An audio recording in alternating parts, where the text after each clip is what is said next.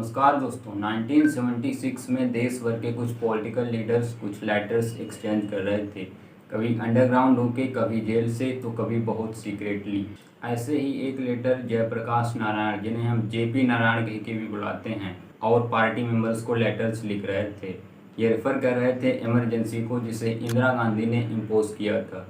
इनकी कोशिश थी कि देश भर की छोटी बड़ी पॉलिटिकल पार्टीज को एक साथ लाया जा सके रूलिंग पार्टीज के अगेंस्ट फाइट करने के लिए। एक ऐसी सरकार जो इंडिया में 20 सालों से शासन कर रही थी। ऑफिशियल अपोजिशन की फॉर्मल डेफिनेशन है वो पॉलिटिकल पार्टी जिसके पास second largest number of seats हैं किसी हाउस या असेंबली में। सेंट्रल लेवल पे ये राज्यसभा हो सकता है, लोकसभा हो सकता है, स्टेट लेवल पे ये स्टेट लेजिस्लेटिव असेंबली हो सकती है। यहाँ आपने एक और चीज़ नोटिस करी होगी, जब भी हम रूलिंग पार्टी को कहकर बुलाते हैं तब उसके हम अलायंस का नाम लेते हैं, जैसे एनडीए सरकार पावर में है।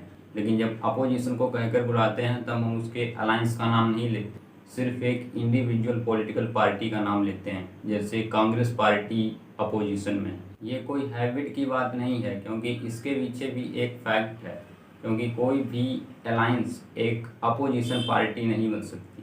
केवल एक सिंगल इंडिविजुअल पार्टी ही एक अपोजिशन पार्टी बन सकती है। और क्या आप गेस कर सकते हैं कि इस समय लोकसभा में कौन सी पार्टी ऑफिशियल अपोजिशन पार्टी?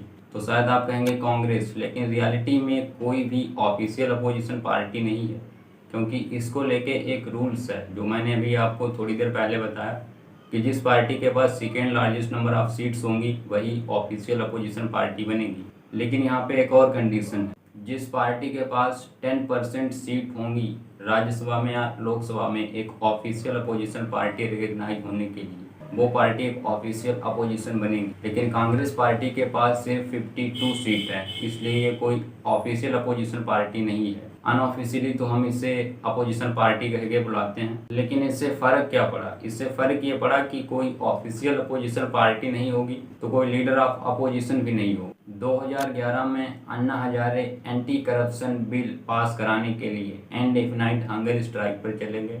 उनकी डिमांड थी कि एक जन लोकपाल बिल पास किया जाए, और इसके लिए पूरा देश सामने आया सरकार से जन लोकपाल बिल की मांग करने के लिए। अन्ना हजारे भले ही किसी पॉलिटिकल पार्टी का हिस्सा ना हो, लेकिन वो एक अपोजिशन जरूर थे। एक्चुअली में वो एक सोशल एक्टिविस्ट थे, और बहुत से लोग जो इस मूवमेंट का हिस्सा थे वो आम लोग थे, कॉमन सिटीजन थे। जब ऐसा होता है तो उसे एक सिविल सोसाइटी मूवमेंट करके बुलाया जाता है। सिविल सोसाइटी का मतलब है वो लोग जो सरकार का हिस्सा नहीं है, पॉलिटिक्स का हिस्सा नहीं है। अब इस सिविल सोसाइटी को एक पिलर कंसीडर किया जाने लगा है डेमोक्रेसी का। इसका मतलब ये हुआ कि आप और हम जैसे लोग अब सरकार को चेक में रखने का काम कर सकते हैं, और ये चेक में रखने का काम कई तरीकों से होता है। जैसे हम सरकार को अकाउंटेबल ठहरा सकते हैं, आरटीआई फाइल कर, हम सरकार के खिलाफ आवाज़ उठा सकते हैं, पीआईएल फाइल कर सकते हैं सरकार के खिलाफ, हम अपनी आवाज़ मीडिया के जरिए उठा सकते हैं। अब हम बेसिकली एक अपोजिशन का काम कर रहे हैं, रूलिंग पार्टी को चेक में रखने का काम कर रहे हैं।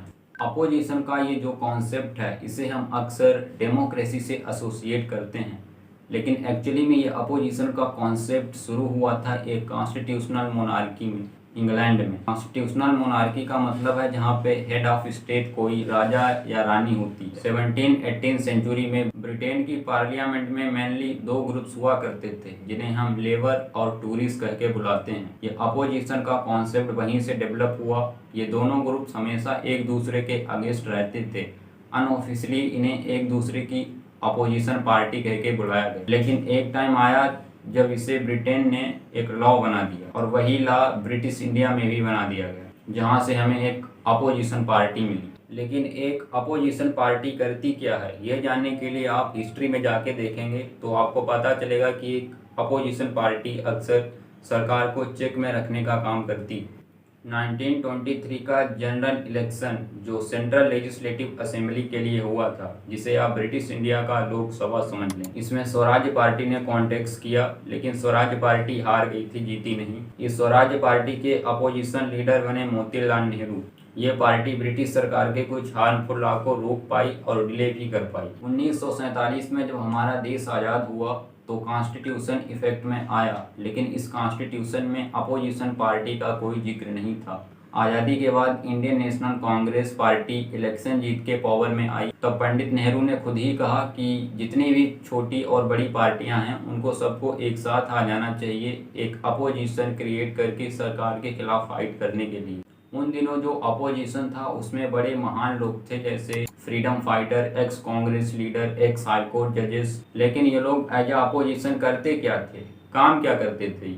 अपोजिशन पार्टी के पास एक जरिया था रूलिंग पार्टी को क्वेश्चन करने का, मोशन फॉर एडजर्नमेंट फाइल करके।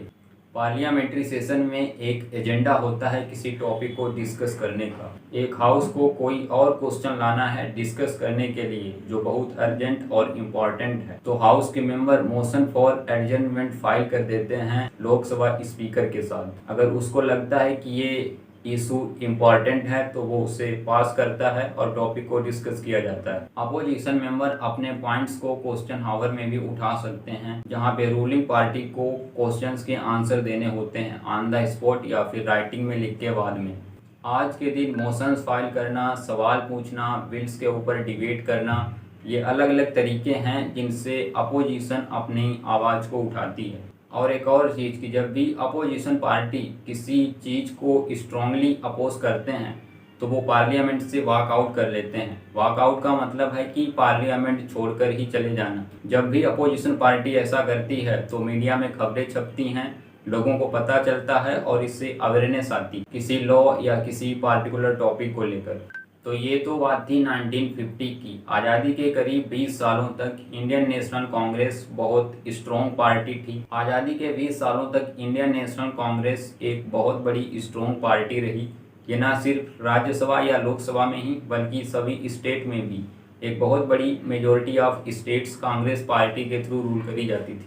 अगर हम 1962 के जनरल इलेक्शन की बात करें तो उसमें इंडियन नेशनल कांग्रेस तो जीती ही, लेकिन दो अपोजिशन पार्टियां और उभर कर आई, एक कम्युनिस्ट पार्टी ऑफ इंडिया और दूसरी स्वतंत्र पार्टी। वीडियो की शुरुआत में मैंने आपसे कहा था कि जयप्रकाश नारायण सभी पार्टी मेंबर्स को लेटर लिख रहे थे उन्हें एक घर इकट्ठे करने के लिए, एज अ स्ट्रॉन्ग अपोजिशन के लिए। और इसी समय इमरजेंसी लागू करी गई थी। इसका मतलब ये था कि सेंटर बहुत जल्दी लॉ पास कर सकता था। और इस समय सरकार ने मीडिया को भी सेंसर कर रखा था, अपोजिशन पार्टी के लीडर्स को भी अरेस्ट कर रखा था। इस समय अपोजिशन पार्टियां तो बहुत सारी थी, लेकिन कुछ मेन पार्टियां थीं, भारतीय लोक दल, स्वतंत्र party, communist party of India, socialist party और जनसंघ। जयप्रकाश नारायण ही इन सभी पार्टियों को एक साथ लाए थे। यहाँ पर बहुत सारी हेजिटेशन थी, बहुत सारी डिसएग्रीमेंट्स थी, इनकी अपनी एक अलग आइडियोलॉजी थी, लेकिन इन सब में एक चीज़ कॉमन थी, ये डिक्टेटरशिप के इस राज को ख़त्म करना चाहते थे। ये इमरजेंसी को डिक्टेटरशिप कह के बुलाते थे। और जैसे ही 1977 में इंदिरा गांधी ने अनाउंस किया कि इलेक्शन होगी, ये सारी पार्टियां एक सिंगल कोलिशन पार्टी बनाकर आ गईं, जनता पार्टी, द पीपल्स पार्टी। और इस पार्टी ने इलेक्शन जीत ली और ये इतिहास में पहली बार हुआ जब हमारे देश में एक गैर कांग्रेसी सरकार बनी। लेकिन ये ज़्यादा दिनों तक नहीं चली क्योंकि इन सारी पार्टियों के बीच बहुत सारी डिसएग्रीमेंट्स थीं, इनकी सबकी अपनी अपनी एक अलग आइडियोलॉजी थी और ये सरकार ढंग से चला नहीं पाए, जो जनता से प्रॉमिस की थी उसको भी पूरा नहीं कर पाए। और हुआ ये कि 1980 में इनकी टर्म खत्म होने से पहले ही पार्लियामेंट को डिसॉल्व कर दिया गया और एक नई इलेक्शन बुलाई गई और इस बार फिर से कांग्रेस पार्टी पावर में आ गई। तो कैसे अपोजिशन पार्टी साथ में आकर एक सरकार बना सकती हैं और फेल भी हो सकती हैं। और इसी बीच जब जनता पार्टी और कांग्रेस पार्टी आपस में लड़ रही थी, एक लॉ बड़ा क्वाइटली पास किया गया जो फिर से 2014 में जाके इम्पोर्टेंट बना। जब 2014 के जनरल इलेक्शन में यूपीए सरकार एनडीए सरकार से चुनाव हार गई, इसमें कांग्रेस पार्टी को सिर्फ 44 सीटें ही मिल पाईं और कोई ऑफिशियल अपोजिशन पार्टी नहीं बन पाई। मैंने बात करी थी ऑफिशियल अपोजिशन पार्टी के लिए 10% रूल की। ये 10% रूल लिखा नहीं गया है कहीं एज अ लॉ, ये एक डायरेक्शन थी जो लोकसभा के पहले स्पीकर जीवी मावलंकर के थ्रू दी गई थी। उसके बाद ये डायरेक्शन फॉलो करी जाने लगी। लेकिन 1977 में पार्लियामेंट में एक लॉ पास किया गया, salary and allowances of leader of opposition in parliament. इस एक्ट के अनुसार पहली बार डिफाइन किया गया कि लीडर ऑफ अपोजिशन कौन होगा। इस एक्ट के अनुसार कोई भी पार्टी जिसके पास रूलिंग पार्टी के बाद सबसे ज़्यादा सीट हैं वो ऑफिशियल अपोजिशन पार्टी बनेगी। इसमें 10% रूल का कोई भी मेंशन नहीं किया गया और यहाँ पर उस 10% रूल को हटा देना चाहिए था, इस एक्ट को फॉलो करा जाना चाहिए था। लेकिन 2014 के लोकसभा स्पीकर ने उस पुरानी 10% रूल की डायरेक्शन को ही फॉलो किया, इसलिए कोई ऑफिशियल अपोजिशन पार्टी नहीं बन सकी। अब यहाँ पर अपोजिशन लीडर नहीं है तो क्या हुआ, फिर भी अपोजिशन पार्टी सरकार से सवाल तो पूछ ही सकती है ना, पूछ सकती है, अच्छी बात है। लेकिन एक लीडर ऑफ अपोजिशन सरकार के कई क्रिटिकल गवर्नमेंट फैक्शन में एक रोल प्ले करता है। फॉर एग्जांपल सरकार लोकपाल को अपॉइंट करती है, एंटी करप्शन कमेटी है जो लीडर ऑफ अपोजिशन से कंसल्ट करने के बाद ही करा जाता है। कमिश्नर ऑफ सीबीआई की अपॉइंटमेंट करते वक्त लीडर ऑफ अपोजिशन की कंसल्टेंस ली जाती है। तो देश को आगे बढ़ाने के लिए ना सिर्फ एक स्ट्रॉन्ग रूलिंग पार्टी की ज़रूरत है बल्कि एक स्ट्रॉन्ग अपोजिशन पार्टी की भी ज़रूरत है जो सरकार के कामों पर नज़र रख सके। तो इस वीडियो में इतना ही, मिलते हैं किसी अगले वीडियो में।